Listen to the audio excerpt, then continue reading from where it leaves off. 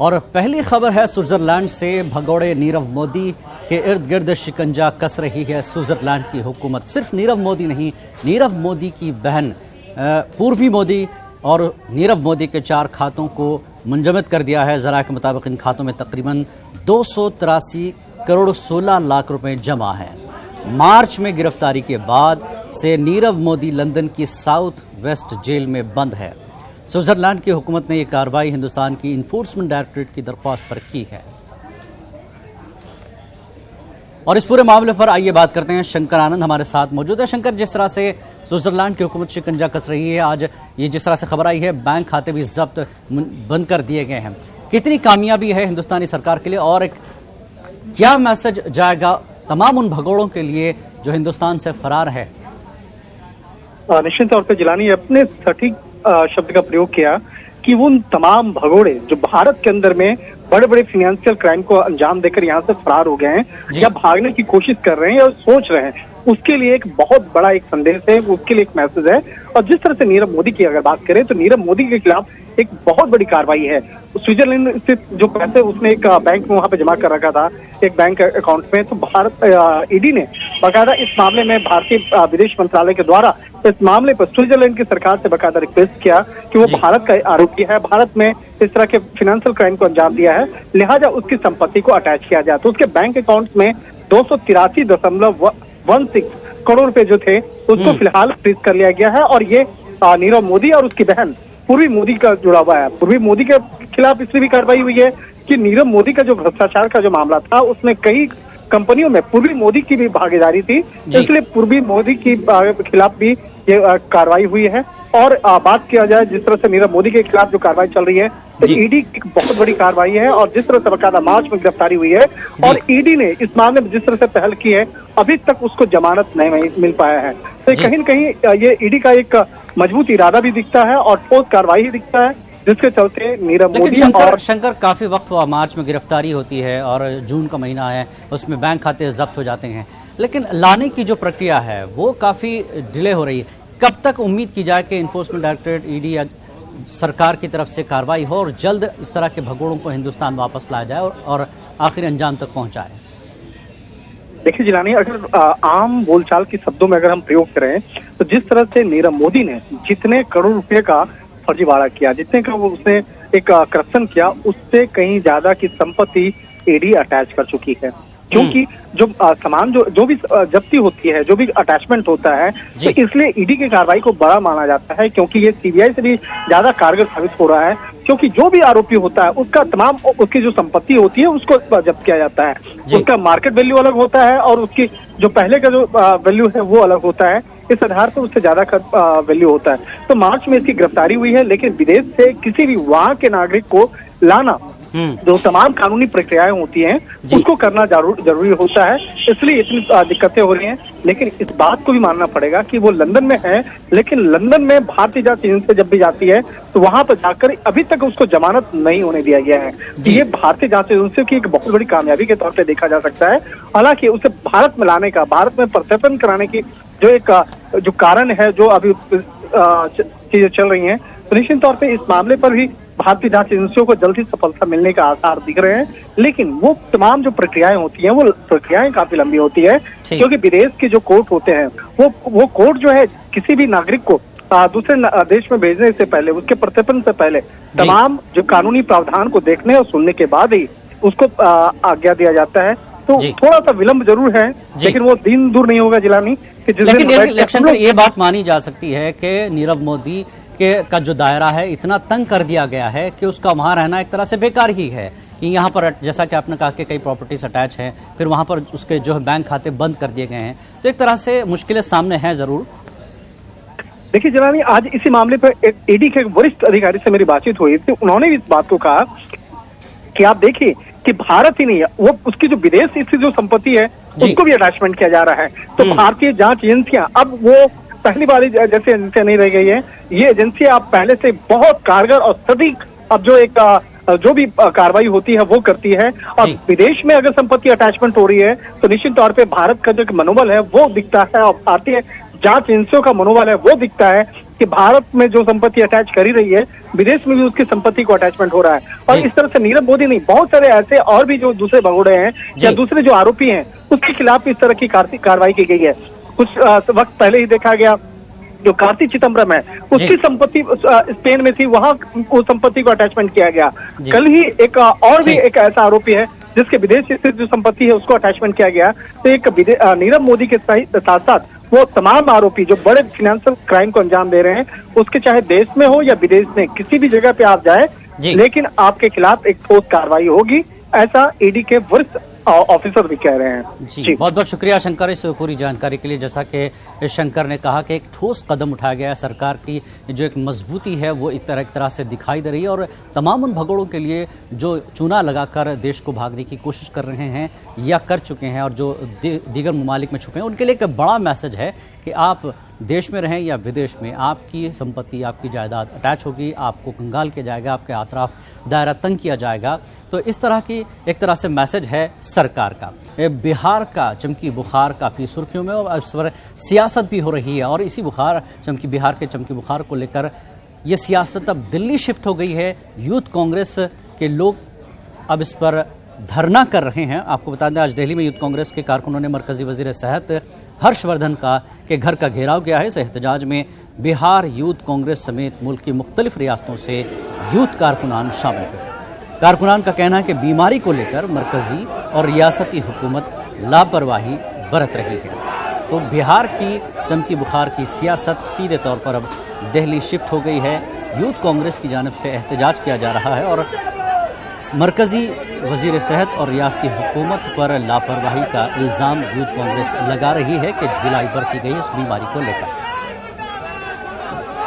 सरकार सोई हुई है, साथ ही साथ इस देश का जो यहाँ का स्वास्थ्य मंत्री है हर्षवर्धन जी, ये भी अपने घर पे सोए हुए हैं। अरे मासूम बच्चियों के लिए तो आप घर से निकलो और उनके लिए कार्रवाई करवाओ दोषियों पर, और उन बच्चियों के जान जाने से उनको बचाने का काम ना करके भारतीय जनता पार्टी और नीतीश कुमार के मुख्यमंत्री श्री नीतीश कुमार जी अपने घर पर बैठे हैं और वो मीडिया तक से भी बात नहीं करते हैं, जवाब नहीं देते हैं। ये बड़े ही देश में एक शर्मनाक हादसा जो हुआ है, दिल दहलाने वाला हादसा अगर कहीं पे हुआ है तो बिहार में हुआ है। मैं आपको कहना चाहती हूँ, ये लोग मनुवादी नीतियों पे आधारित जो हैं, ये आज पूरे देश में महिलाओं की आवाज को बुलंद नहीं होने देंगे। लेकिन आपको अपनी आवाज को बुलंद करना होगा। आपको उन मरते बच्चों की माओं की आवाज को बुलंद करना हो।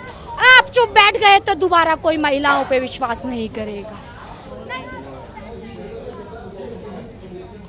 और आइए इस पूरे मामले पर बात करते हैं। हमारी नुमाइंदा दिल्ली से रंजीता जुड़ चुके हैं। रंजीता, जिस तरह से बिहार की चमकी बुखार की सियासत अब दिल्ली शिफ्ट हो गई है, कांग्रेस इस पर एक तरह से एहतजाज कर रही है और सीधे तौर पर हर्षवर्धन और बिहार की रियासती सरकार को इल्जाम दे रही है कि ढिलाई बरती गई है, कंट्रोल नहीं किया गया इस पूरे मामले को। जी बिल्कुल जिलानी, देखिए एक बड़ी घटना बिहार में हुई है। जिस तरह से लगातार अगर हम 15 से 20 दिन के पूरे जो मीडिया कवरेज की बात करें, बिहार की मीडिया की बात करें, लगातार इस तरह की खबरें आती रही है। किस तरह से मुजफ्फरपुर और अलग अलग जिलों में बच्चों की मौत हो रही है चमकी बुखार को लेकर। लेकिन प्रदेश सरकार की बात करें या केंद्र सरकार की बात, भले ही यहाँ से टीम जाती है, हर्षवर्धन जो केंद्रीय स्वास्थ्य मंत्री है वो जाते हैं वहाँ और दौरा करते हैं, लेकिन उसके बाद भी जो बच्चों के मौत का जो सिलसिला है वो खत्म होता नहीं दिख रहा है। प्रदेश सरकार पर लापरवाही का आरोप, जिस तरह से डॉक्टरों की लगातार जिस तरह से जरूरत है वो बिहार में पूरी नहीं की जा रही है। अस्पतालों की जो व्यवस्था है, अगर हम पटना में पीएमसीएच की बात करें, मुजफ्फरपुर के हॉस्पिटल की बात करें या फिर जिला में अलग अलग जो हॉस्पिटल है उसकी भी जो तस्वीरें हैं वो न्यूज़ 18 पर दिखाई गई और लगातार ये दिखाने की कोशिश की गई कि किस तरह से बच्चे एक तरफ मर रहे हैं और दूसरी तरफ प्रशासन सुध लेने को तैयार नहीं है। नीतीश सरकार की अगर बात की जाए तो घटना होने के 12 दिन के बाद जो है नीतीश कुमार और उनका जो दल बल है वो जाकर दौरा करता है अस्पताल का कि आखिर बच्चों की क्या स्थिति है। जो परिवार वाले हैं, जो अभिभावक हैं, उनकी शिकायत ये रहती रही है इस पूरे मामले पर कि डॉक्टर नहीं उनको मुहैया कराए जा रहे हैं। डॉक्टर बच्चों का सही से इलाज नहीं कर रहे हैं। एक बेड पर दो जो है खुद डॉक्टर है वो वहाँ गए थे, उन्होंने जिस तरह से सब कुछ देखा, उसके बाद जिस तरह की चीज़ें सामने आई, कुछ तस्वीरें ऐसी भी आई थी कि जैसा कि आप भी कह रहे हैं डॉक्टरों की कमी है, दवाओं की कमी है। ऐसी स्थिति में, ऐसे माहौल में क्या मरकजी सरकार इमरजेंसी खिदमात वहाँ पर नहीं दे पा रही है, या कहाँ कमियां हैं जिसको लेकर आज अपोजिशन सड़कों पर है? बिहार में भी कांग्रेस और दूसरी जो पार्टियां हैं उन्होंने प्रदर्शन किया है। संसद में भी इस सवाल को उठाने की कोशिश कांग्रेस के सांसद ने अपनी तरफ से की थी, लेकिन सवाल घूम फिर कर फिर वहीं आ जाता है जिलानी कि आखिर इतनी बड़ी संख्या में जो बच्चों की मौत हो रही है उसके लिए जिम्मेदार कौन है? क्या प्रदेश सरकार इस पूरी जानकारी के बाद भी क्या चेती है?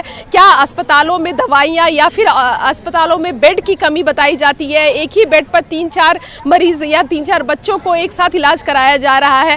डॉक्टर जो है वो नहीं है, डॉक्टरों की कमी जो है वो देखी जा रही है। लेकिन जो सरकार है उसको लेकर के प्रदेश के जो लोग हैं उनकी नाराजगी है, और कहीं ना कहीं उस नाराजगी को अब जो विपक्षी पार्टी है वो भुनाने की कोशिश कर रहे हैं। आज यूथ कांग्रेस का प्रोटेस्ट भी उसी दौरान था। यूथ कांग्रेस ने आज केंद्रीय स्वास्थ्य मंत्री हर्षवर्धन के घर का घेराव किया और साफ तौर पर जो बिहार में जो हालात है, जो इमरजेंसी की स्थिति है, उस पर संज्ञान लेने की कोशिश की।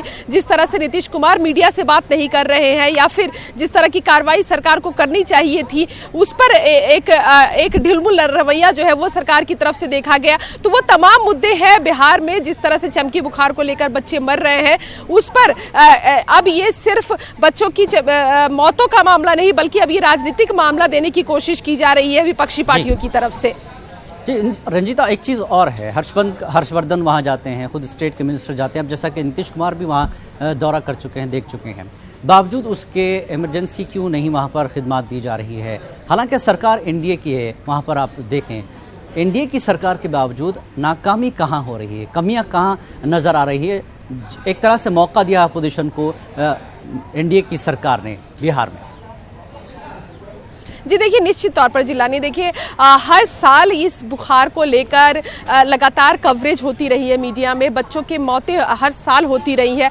लेकिन अगर हम प्रदेश सरकार की बात करें, जब उन्हें पता है कि तापमान ज़्यादा होने के बाद बच्चों को ये बीमारी होती है, और ख़ासकर वो बच्चे जो गरीबी रेखा के नीचे आते हैं, वो परिवार जो गरीबी रेखा के नीचे हैं, जो सही से ना तो उनके पास कोई जानकारी पहुँच पाती है इस बीमारी को लेकर और ना ही सरकार इसको लेकर किसी तरह का कैंपेन चलाती है।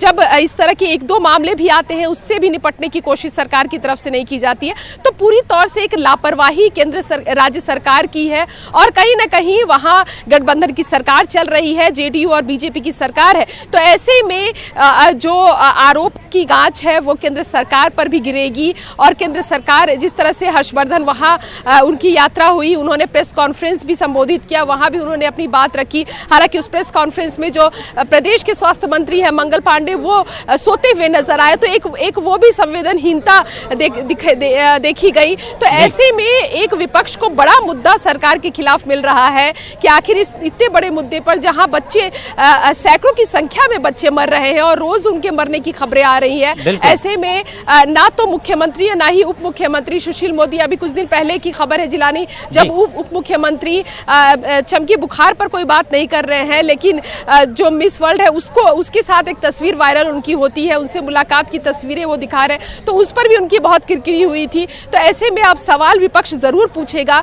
कि इस तरह की जो चीजें हैं, जहां अस्पताल में बेड नहीं है, डॉक्टर अवेलेबल नहीं है, दवाई अवेलेबल नहीं है, बच्चे मर रहे हैं, ऐसे में केंद्र और राज्य सरकार आखिर कर क्या रही है? बिल्कुल, आज जिस तरह से यूथ कांग्रेस की तरफ से प्रोटेस्ट हो रहा है, घेराव किया गया घर का, क्या डिमांड्स सुनने को मिली वहां पर यूथ कांग्रेस के? हालांकि बिहार यूथ कांग्रेस के भी लोग वहां मौजूद थे, बताया गया। जी बिल्कुल, देखिए यूथ विंग की तरफ से ये प्रोटेस्ट रखा गया था, हर्षवर्धन के घर का घेराव किया गया और साफ तौर पर नारेबाजी लगाई जा रही थी। खासकर जो लगातार हम भी दर्शकों को बताने की कोशिश कर रहे हैं कि राज्य सरकार हर साल इस बीमारी को झेलती है, बच्चे मरते हैं, लेकिन उसके बावजूद भी जो एक लापरवाही का सिलसिला है वो हर साल इसी तरह से देखने को मिलता है। तो ऐसे में सबसे बड़ी जो चुनौती है, या यूँ कहें कि सबसे बड़ा आरोप अगर केंद्र सरकार और राज्य सरकार पर लग रहा है वो लापरवाही का लग रहा है। तो ऐसे में जो विपक्षी पार्टी है वो साफ तौर पर जो स्वास्थ्य मंत्री है प्रदेश के मंगल पांडे उनके इस्तीफे की बात कर रहे हैं। इसके साथ ही जो प्रधानमंत्री नरेंद्र मोदी से इस पूरे मामले पर संज्ञान लेने की बात कर रहे हैं। खासकर ये भी कि ये जो बीमारी है वो जो गरीब परिवार है उनके बच्चों को हो रही है। उनके पास ना तो सुविधाएं हैं, ना उनके पास पैसा है और ना ही पूरी तरह से उनको जानकारी इस बीमारी को लेकर दी गई है। तो ऐसे में सरकार को घेरना जो है वो विपक्ष का हम कह सकते हैं कि सबसे बड़ा हथियार है या फिर मजबूरी है कि इतने बड़े मामले को लेकर के सिर्फ प्रदेश नहीं बल्कि पूरे देश में एक माहौल बनाने की कोशिश विपक्ष की तरफ से हो रही है। बिल्कुल, बहुत बहुत शुक्रिया रंजिता इस पूरी जानकारी के लिए। बहरहाल बिहार के जिस तरह से सूरत हाल है, बिहार की सेहत की जो सूरत हाल है, एक तरह से ये तस्वीर सामने आई बिहार की कि गरीबों के लिए कई काम करने के दावे करने वाली ये सरकारें गरीबों के बच्चों को नहीं बचा पा रही। खबर है जम्मू कश्मीर से। जम्मू कश्मीर में मरकजी वजीर दाखिला अमित शाह जम्मू कश्मीर के 2 रोज़ा दौरे पर हैं और आज दूसरा दिन है। दूसरे दिन SHO अरशद खान, शहीद अरशद खान के अहल खाना से अमित शाह ने मुलाकात की। इकबाल गार्डन श्रीनगर में शाह ने खान के अहल खाना से मुलाकात की। वज़ीर दाखिला ने कुछ वक्त उनके साथ गुजारा और उनके साथ ताज़ियत की। अमित शाह के शहीद पुलिस एहलकार के घर के दौरे के पेश नज़र सख्त सिक्योरिटी इंतजाम किए गए थे। काफ़ी सियासी सरगर्मियां भी अमित शाह की वहाँ देखी गई। 2 रोज़ा दौरे में पंचों सरपंचों से मुलाकात और SHO शहीद अरशद खान के अहल खाना से आज उनकी मुलाकात हुई, पुरसा दिया, ताज़ियत की अहल ख़ानदान के साथ।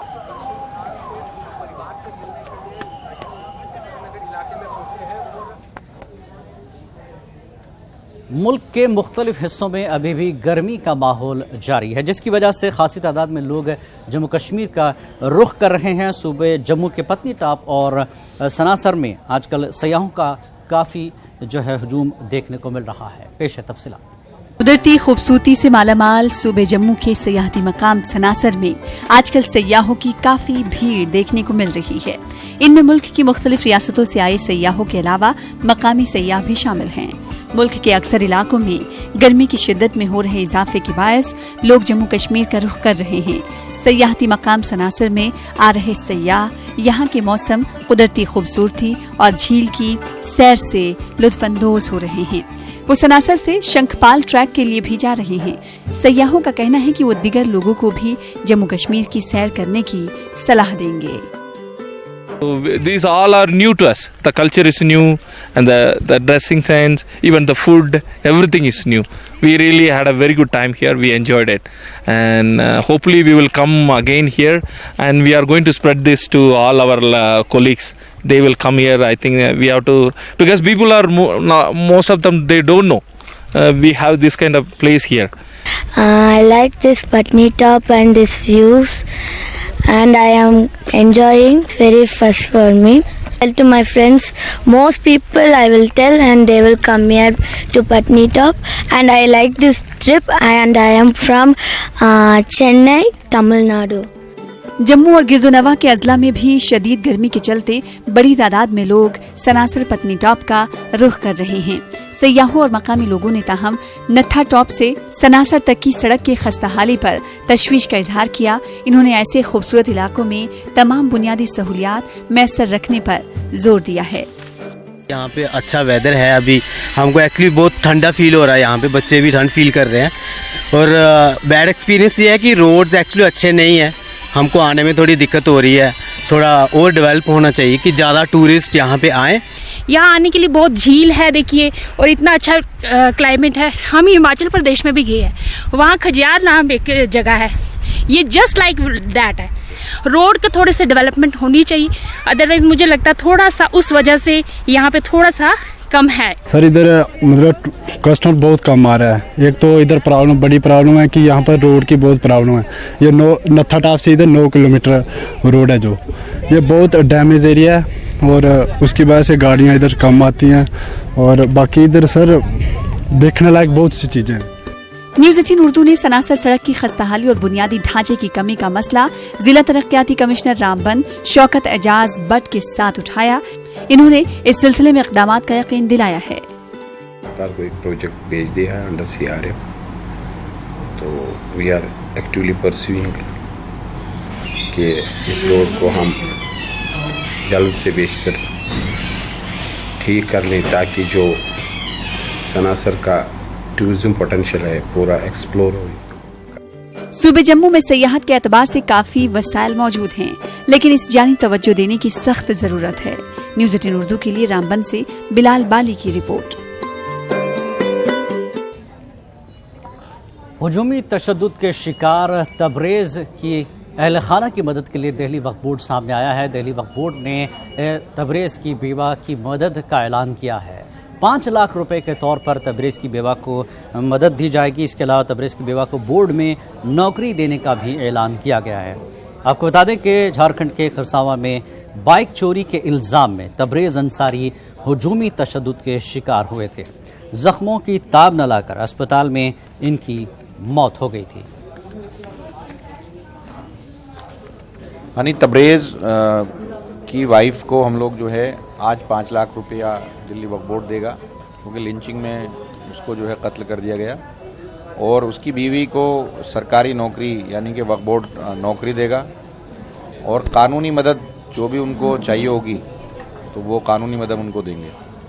अगर वो आ जाती हैं आज तो हम यहाँ देंगे, नहीं तो हम आज प्रेस कॉन्फ्रेंस कर रहे हैं 3 बजे दिल्ली वक्फ बोर्ड ऑफिस में दरियागंज में, नहीं तो कल या परसों मैं खुद जाऊंगा उनको देने के लिए, लेकिन चेक आज हम बना देंगे वो सबके सामने देंगे। देखिए, ये तो आवाम को चाहिए कि बातों पर ना जाएं और धर्म की बुनियाद पर वोट नहीं डालना चाहिए। वोट जो है काम की बुनियाद पर पड़ना चाहिए। आज मुल्क के हालात ऐसे हैं कि अगर एक आदमी को ब्रेन हेमरेज हो जाए और उसको वेंटिलेटर बेड की रिक्वायरमेंट है तो उसको मिलेगा नहीं। अगर वो गरीब है, पैसा है तो वो मिल जाएगा या घर बेचना पड़ेगा। तो ऐसे हालात में अगर काम पर ज़रूरत पर वोट ना पड़े तो बहुत अच्छा नहीं है। मेरठ में छेड़खानी के मामलात से परेशान लोग अपना घर बार छोड़ने को यानी घर फरोख्त करने को, बेचने को मजबूर हैं। मेरठ में मंचलों की हरकतें इतनी ज़्यादा हो गई हैं कि लोग अपने ज़ाती मकान बेचकर जाने पर मजबूर हैं और इलाके के लोगों ने मकामी नौजवानों पर परेशान करने का इल्ज़ाम लगाया है। मंचलों की हरकतों से परेशान होकर लोग इलाका छोड़ने पर मजबूर हैं। नमो ऐप के जरिए शिकायत करने के बाद सीएम दफ्तर ने रिपोर्ट तलब की है। पलायन हो रहा है जी, बिल्कुल हो रहा है। यहाँ पे अधिकतर आदमी जो है अपना जो क्षेत्र, इनके इस्लामाबाद क्षेत्र के साथ जो ये मकान लग रहे हैं वहाँ पर ये मकान बेचने के लिए तैयार हैं लोग बाग। यहाँ पर क्या करें, क्योंकि अराजक तत्वों ने इतने हावी हो गए हैं यहाँ पर कि महिलाएं निकल नहीं सकती हैं। शासन ने अभी तक कोई कार्रवाई की, कोई शिकायत की आज तक आपने इस पर? शिकायत हुई है, करी है, अभी तक कोई कार्रवाई इतनी नहीं हुई। आश्वासन तो दे रहे हैं वो, लेकिन कार्रवाई अब तक नहीं हुई। न्यूज़ रूम लाइव में फिलहाल इतना ही। इजाजत दें, आदाब।